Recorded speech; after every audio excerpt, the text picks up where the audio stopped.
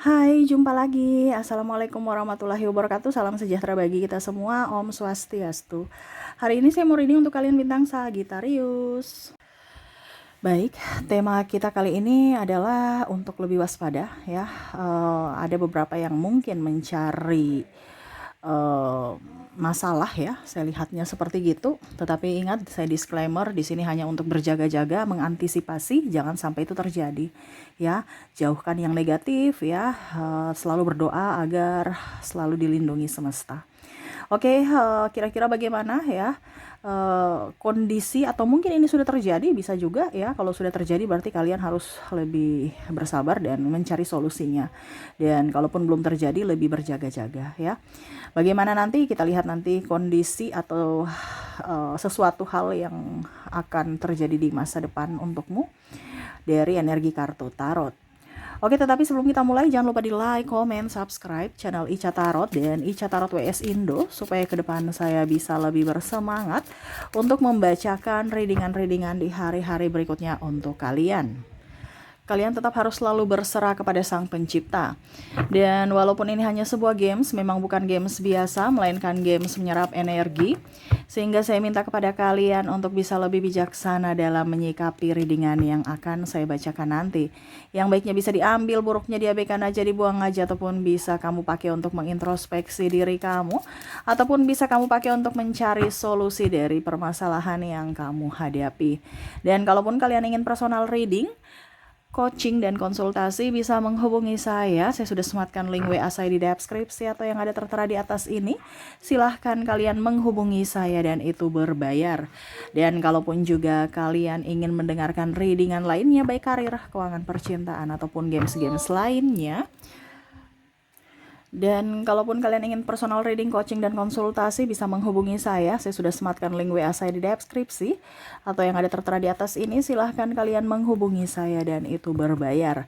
Dan kalaupun juga kalian ingin mendengarkan readingan lainnya, baik karir, keuangan, percintaan, ataupun games-games lainnya, bisa langsung ke playlist. Semua sudah tertera di situ. Tinggal kamu lihat, pilih, dan bisa kalian dengarkan. Oke, kita langsung saja ya. Dan maaf agak berisik ya, di rumah lagi ramai. Semoga kalian bisa tetap mendengarkan suara saya dengan jelas. Oke, kita lanjut ya. Berikan energimu sambil fokus pada kartu, sambil saya baca doa dan saya kocok kartunya. Inilah energimu atau dirinya ya, yang mana mungkin ke depan ya, dia ingin mencari gara-gara atau mencari ribut ya, ataupun datang untuk mencari masalah ya. Karena saya lihat di sini energinya nih sama-sama emosi. Ya, sama-sama emosi. Jadi kamu harus bisa mengontrol emosimu ya. Terkadang kita saking emosi, akhirnya sebenarnya masalah biasa aja menjadi masalah yang rumit atau masalahnya menjadi besar ya. Kita lihat siapa saja ya. Oke, semoga ini tidak terjadi ya. Ada Pack of Pentacles, wow. Death, ada The Hermit, ada The Moon, Knight of Wands, Pack of Swords, Ace of Swords, The Emperor. Oke, wow. Energinya betul-betul melelahkan ya. Kenapa kamu? Ya. Ini sebenarnya banyak masalah ya. Sebenarnya masalahnya sebenarnya udah banyak dari orang lain juga mungkin, tetapi akhirnya dilampiaskan ke pasangan, dilampiaskan dari pimpinan ke bawahan ya. Ini ada bos ya, ada pasangan ataupun saudara ya, sibuk, pusing, stres ya, dari kerjaan ataupun dari mana ya, akhirnya pulang ke rumah ribut dengan orang rumah ya. Nah ini kadang-kadang kita yang tidak tahu apa-apa malah kita yang dimarahi ya. Nah ini ya, entah kamu entah dia ya, kamu bisa menyesuaikan aja. Kalau kamu dari luar kan energi toksik banyak ya, dari luar kita menyerap energi toksik, akhirnya kita menjadi toksik untuk orang-orang yang di dalam rumah ya. Dan ini terjadi, ada yang saya rasakan di sini, energinya sudah terjadi ya. Contohnya pasangan ya, dia cuman buat sedikit masalah ya, contohnya ya mungkin terlambat kasih makan anak, atau anak ribut ya menangis, ataupun mungkin ya rumah belum bersih ya, akhirnya dimarah, padahal sebenarnya cuma masalah sepele gitu, karena kan ya dia harus bisa membagi waktu.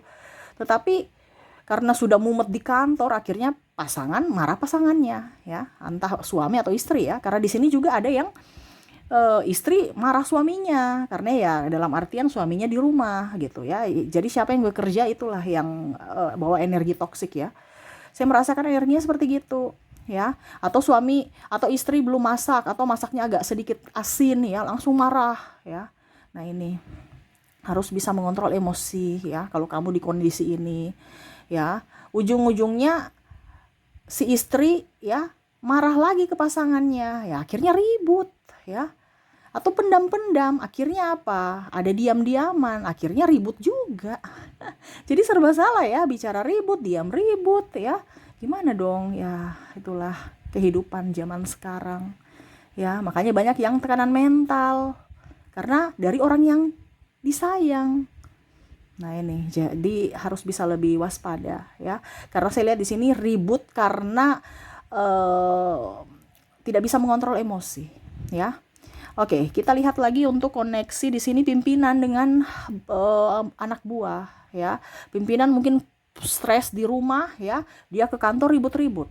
Atau mungkin dengan senior ya, atau ada beda argumen tapi karena dia merasa diri pimpinan ya, harus dia yang benar ya. Ataupun senior ya, senior harus benar gitu.